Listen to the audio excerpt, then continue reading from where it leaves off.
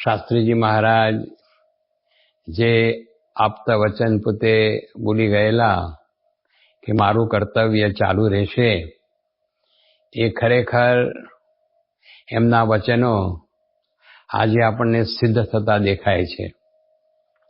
આપણે જોઈએ તો શાસ્ત્રીજી મહારાજ પોતે અક્ષરધામમાં પધાર્યા ત્યાર પછી યોગીજી મહારાજે એમની પ્રવૃત્તિને ખૂબ વેગ આપ્યો. એમાં પણ આફ્રિકા, લંડન સુધી મંદિરો કરી અને અક્ષર પુરુષોત્તમ સ્વામિનારાયણનું આપણું આજે જ્ઞાન સિદ્ધાંત એ દેશ વિદેશમાં એમને પ્રવર્તન કર્યું.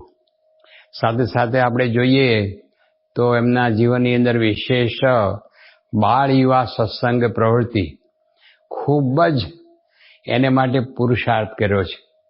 એકલે હાથે પુરુષાર્થ કર્યો છે.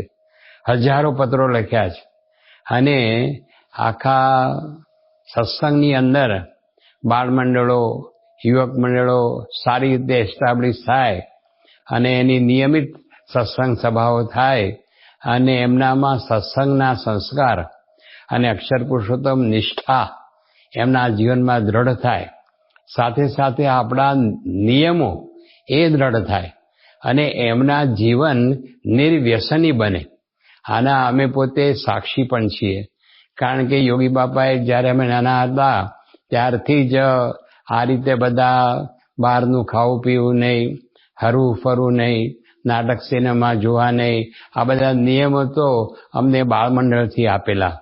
એટલે આ જે બાળ યુવાનોમાં સંસ્કારને માટે એમને અતિશય પુરુષાર્થ કરેલો છે અને એકલે હાથે પાછું. આગળ આપણે જોઈએ તો મોટા મોટી વાત એમણે જે કરી એ ભણેલા ગણેલા સંતો. એ સમયની અંદર બધાને આશ્ચર્ય થતું અને બધાને લાગતું કે આ યોગી બાબા શું કહે છે, શું બોલે છે, પણ એ સાકાર કરી બતાવ્યું. પૂજ્ય મહંત સ્વામીને પહેલા દીક્ષા આપી ત્યારે આખા સત્સંગ સમાજને ખબર પડી કે ખરેખર યોગીજી મહારાજની અદ્ભુત શક્તિ છે અને અદ્ભુત કાર્ય કર્યું જે ક્યારેય સંભવે નહીં. અને 51નો જે સંકલ્પ એમણે કર્યો એ પણ જ્યારે 60માં ત્યાં ગઢપુરમાં કળશ જયંતિ મહોત્સવ થયો એ વખતે સંકલ્પ પૂરો કર્યો અને એના માટે પણ ખૂબ દાખલો કર્યો. ખૂબ એટલે જેની કોઈ સીમા નહીં. આજે યુવાનોને આ રીતે સમજાવવા અને આખું સંસાર છોડાવીને એને ભગવાનને માર્ગે વાળવા અને સાધુ કરવા એટલે સમગ્ર વ્યવહાર, સંસાર, કુટુંબીઓ એનાથી સંપૂર્ણ અળગા થઈ અને પોતાનું આખું એક વ્યક્તિગત આધ્યાત્મિક જીવન એનો જે વિકાસ કરવો અને ધન સ્ત્રીનો સંપૂર્ણપણે ત્યાગ કરીને આ એક બહુ મોટી વાત હતી. અને યોગી બાબાએ બહુ બધા યુવકોને પત્રો લખીને એકાંતમાં બેસીને એટલું બધું બળ આપ્યું ત્યારે આ બધું કાર્ય થયું. ત્યાર પછી પણ એમણે પોતાના શ્રેષ્ઠ જીવન દરમિયાન પણ 100થી વધારે સંતો કર્યા હશે. અને બીજું એમના મનમાં હતું કે શાસ્ત્રી મહારાજનું ઉપાસનાનું કાર્ય તો આ યુવાનો સંતો કરે જ, પણ સાથે સાથે સંતો છે એ સંસ્કૃત અભ્યાસ પણ કરે. એને માટે પણ બહુ જ પ્રોત્સાહન આપ્યું. ઘણા બધા સંતો એ રીતે આમાં મુશ્કેલી અનુભવતા, પણ યોગી બાબા તો એમને કહે કે ના, તમારે ભણવું જ પડશે. અને એમણે પોતે પોતાના સમયમાં સંકલ્પ કરેલા કે આપણે 21 આચાર્ય કરવા છે, 21 શાસ્ત્રીઓ કરવા છે અને 21 પુરાણીઓ કરવા છે. તો આ પ્રકારે જે તે યોગી બાબાનો જબરજસ્ત સંકલ્પ. એ પછી આપણે જોઈએ તો પરમ પૂજ્ય પ્રમુખ સ્વામી મહારાજે તો આ કાર્યને અનંત ગણો વેગ આપ્યો. અને એમાં આપણે જોઈએ તો યોગી બાબાએ સંકલ્પ કરેલો કે પ્રમુખ સ્વામી મહારાજ દ્વારા 700 સંતો થશે. તો એ તો પૂરો થયો, પણ અત્યારે 1200 સુધી સંતોની સંખ્યા પહોંચી ગઈ. એટલા બધા સંતો થયા. ત્યાર પછી દેશ વિદેશમાં આપણે જોઈએ તો 1200 મંદિરો, કલ્પનાની કોઈ નહીં.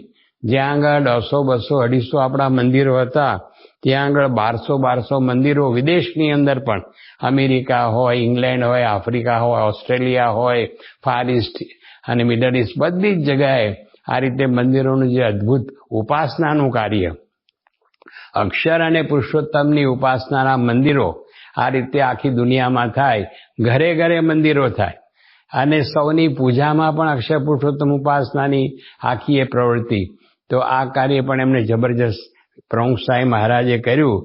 અને એ રીતે આપણે જોઈએ તો 50 વર્ષ સુધી શાસ્ત્રીજી મહારાજ ધામમાં ગયા પછી જે અદ્ભુત વિચરણ એમણે કર્યું છે, એમણે પોતાના શરીરને અને પગના કૂચા કરી નાખ્યા, એમ કહીએ તો પણ ચાલે.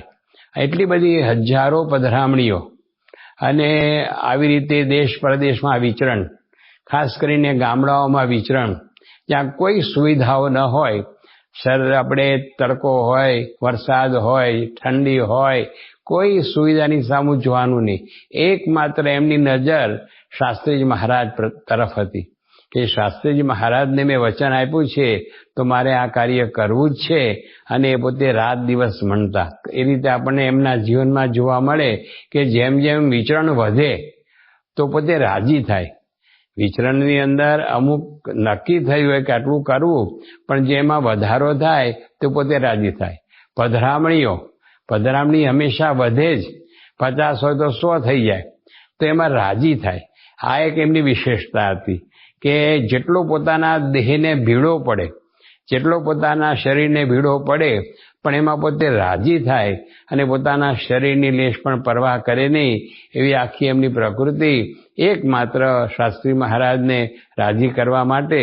અને એમાં કેટલા બધા આપણે જોઈએ તો એની અંદર નાના મોટા રોગો બધા આવ્યા, કેટલા બધા ઓપરેશનો કરવા પડ્યા, કેટલી બધી શારીરિક દૈહિક બધી રોગોની મુશ્કેલીઓ આવી, પણ પ્રમુખ સ્વામી મહારાજ એક ડગલું પણ, એક ઇંચ પણ પોતે પાછા હટ્યા નથી અને હંમેશા આગે કુછ એમણે કરે રાખી છે.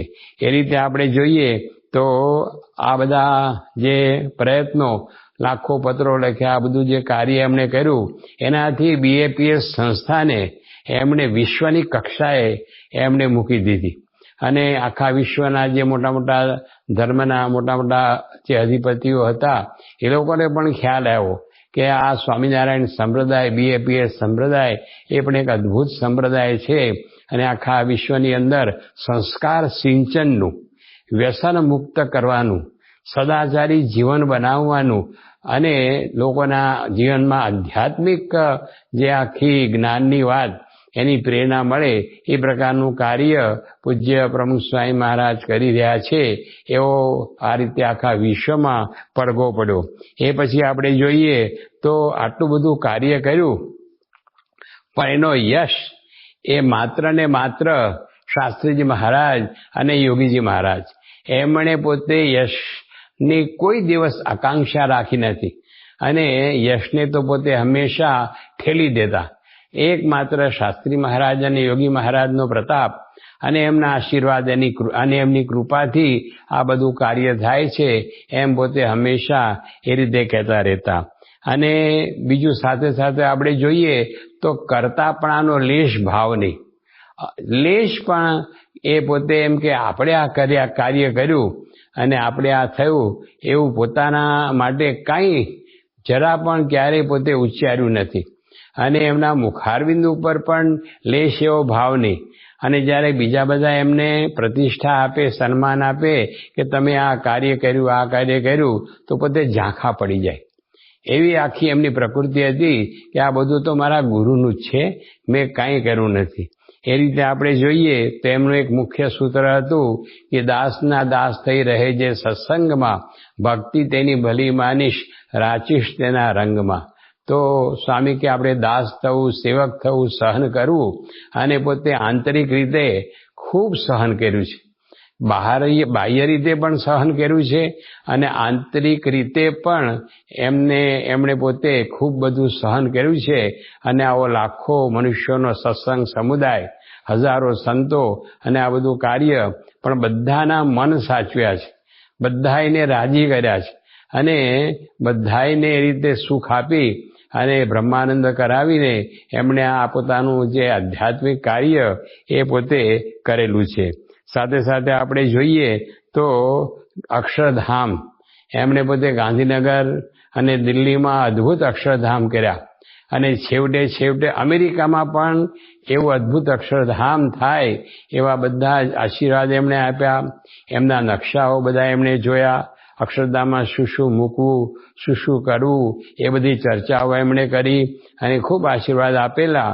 અને કેવું કહેવાય કે 2014માં તો એમની તદ્દન જે એમનું સ્વાસ્થ્ય હતું અત્યંત ઢીલું હતું અને એમાં કંઈ પણ મુસાફરી કરી શકે એવી નહીં પરિસ્થિતિ, તો પણ પોતે ઠેઠ અમેરિકા પધાર્યા અને અક્ષરધામનું ખાતમુહૂર્ત એમણે ત્યાં આગળ કર્યું. અને ત્યાં મંદિર જે બનેલું એમાં પણ પોતે આરતી ઉતારી અને પ્રતિષ્ઠા કરી. તો એટલો બધો પોતાના જીવનના છેલ્લા શ્વાસ સુધી અક્ષર પુરુષોત્તમ અને એનો મહિમા પ્રવર્તતો રહે અને આખા વિશ્વમાં અક્ષર પુરુષોત્તમનું નામ ગુંજે અને દરેકને એનો પ્રભાવ પડે એ પ્રકારની પ્રવૃત્તિઓ આપણને એમના જીવનમાં જોવા મળે. સાથે સાથે આપણે જોઈએ તો આપણે સામાજિક પ્રવૃત્તિઓ જેમ કે હોસ્પિટલો છે, સ્કૂલો છે અને આપણે હોસ્ટેલો છે, પછી સામાજિક રીતે જ્યારે કંઈક બધી આફતો આવે, દુષ્કાળ આવે અને જે બધી આફતો આવે તો એમાં પણ બાપાએ પોતે ખૂબ બધાને સહાય કરી છે અને એમાં પણ પોતે મોખરે રહ્યા છે અને એમાં જાતે પોતે એની અંદર સેવાઓ કરી અને એ રીતે બધાને પ્રેરણા આપી છે. અને એ રીતે આપણે જોઈએ તો જે યોગી બાપાએ બધી પ્રવૃત્તિ શરૂ કરેલી, રવિવારની સત્સંગ સભા, ઘર સભા, શિબિરો, ગોષ્ઠીઓ, અધિવેશનો, આ બધું પણ પૂજ્ય પ્રમુખ સ્વામી મહારાજે ખૂબ પ્રોત્સાહન આપ્યું, ખૂબ એને વેગ આપ્યો અને હજારો લાખો બાળકો, કિશોરો, યુવકો એ બધા એને ખૂબ પ્રેરણા આપી અને ખૂબ સત્સંગાભિમુખ આ બધાને કર્યા. બાકી બાળકો, કિશોરો, યુવાનો તો સત્સંગથી વિમુખ હોય પણ એને સત્સંગ સન્મુખ કર્યા. એક જબરજસ્ત કાર્ય એમણે આટલા બધા કાર્યોની સાથે પણ આ બધી વાત પણ એમણે ચાલુ રાખી.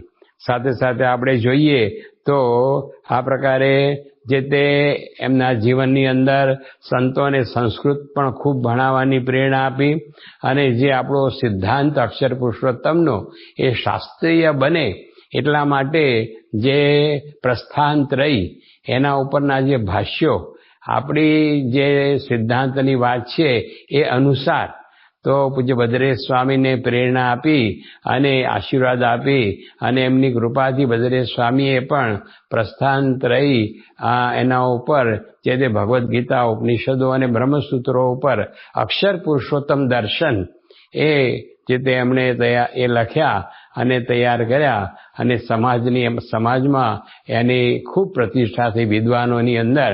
અને એ પણ એક અદ્ભુત કાર્ય પૂજ્ય પ્રમુખ સ્વામી મહારાજે એમના જીવનની અંદર આ રીતે કર્યું. અને આપણે જોઈએ તો આવા 50 વર્ષના એમના સમયની અંદર એમણે આખા સંપ્રદાયને ખૂબ ઊંચાઈએ એમણે મૂકી દીધો અને વિશ્વના ફલક ઉપર મૂકી દીધો એમ આપણે કહી શકીએ.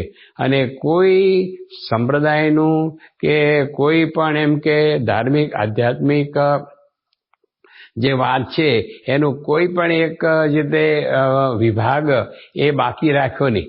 સર્વાંગ સંપૂર્ણ રીતે એનો ઉત્કર્ષ થાય દરેક ક્ષેત્રની અંદર આધ્યાત્મિક રીતે અને સાથે સાથે બીજા ક્ષેત્રોની અંદર પણ સંસ્થાનો BAPSનો ઉત્કર્ષ થાય એ પ્રકારના એમણે સમગ્ર જીવન દરમિયાન એ બધા પ્રયત્ન કર્યા. ત્યાર પછી આપણે જોઈએ તો પૂજ્ય મહંત સ્વામી મહારાજ અને મહંત સ્વામી મહારાજે પણ ખરેખર યોગીજી મહારાજ અને પ્રમુખ સ્વામી મહારાજની જે રુચિ, એમનો જે અભિપ્રાય એ પ્રમાણે એમણે પણ આ બધું કાર્ય એ આગળ વધાર્યું.